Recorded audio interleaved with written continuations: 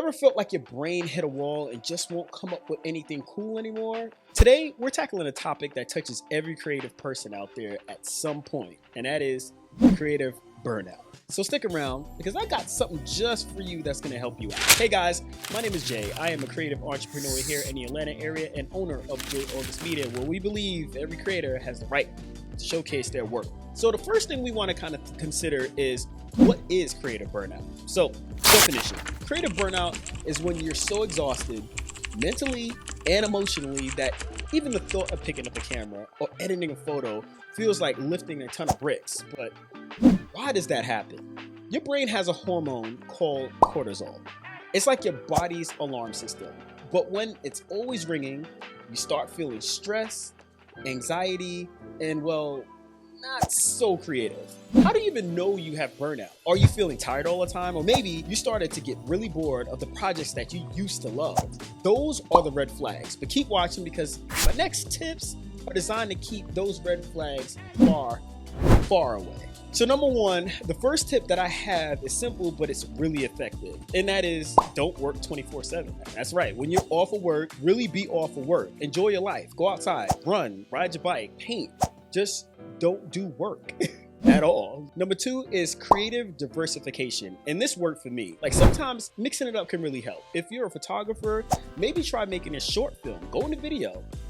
It's like giving your creativity like a whole new playground to play in. Like I was mentioning, this happened to me. I was always a photographer, decided to jump into video by doing interviews of my friends' family and things that they were going through, and fell in love with the video world completely. Trust me, you want to try new things.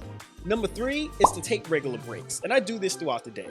Don't underestimate the power of taking a break. Even like a 5-minute walk outside, or a 5-minute walk around the house, or just a walk up and down the stairs, or just to leave the room that you occupy to do work. Just head into the other room and do something different. Number four is mindfulness and mental health. Have you ever heard of meditation? Okay, it's not just for monks. It's a little deep breathing.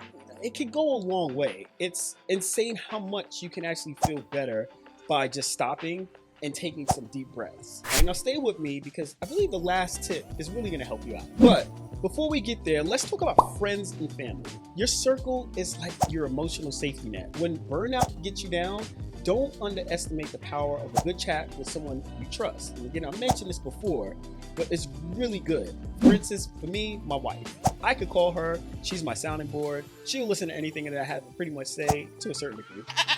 But she always gives me good advice and something to just take my mind off of what I'm focusing on, as far as what I'm focusing on inside that creative edit that I'm in. Okay, so now here's the moment that you've been waiting for. The ultimate tip to beat creative burnout is just schedule free time. And yeah, you heard that right. Set aside time to do absolutely nothing work related. This is your time to relax, recharge, and let your creativity come back.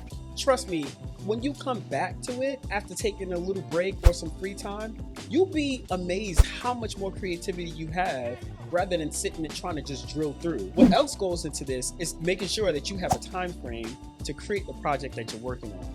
Don't wait until the last minute. This is where procrastination will actually kill creativity. That's it for today, folks. If you found this useful, hit that like button. And if you can, keep the conversation going. I want to know what you guys do to deal with your creative burnout. Let's see what your coping mechanism is. And as always, I always tell you guys to make sure that you're posting to let clients know that your business is in the business to do business. And until next time, make sure you keep those cameras cooking.